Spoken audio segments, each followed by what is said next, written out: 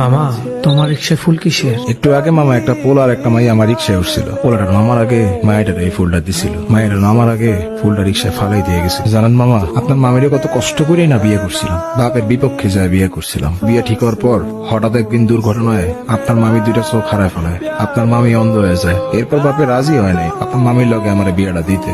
কিন্তু আমি হারে কেমনে ছাড়ো, আমি তো হারে ভালোবাসি। ভালোবাসা মানুষটা ছাড়া কি থাকুন যায়? এখন আসি আপনার মামির লয়ে, ভালোই আছি, সুখে আছি। হাসি তাহলে। মামা শোনেন, আপনি মনে হয় মামির লগে দেখা করতে যেতেছেন, খালি হাতে যাইতেছেন, একটু দাঁড়ান। ভালোবাসার মানুষের সামনে খালি হাতে যাওয়া ঠিক না। এই ফুলগুলো মামিরে দিয়ে। তুমি রিক্সায় ফুল রাখছো কেন?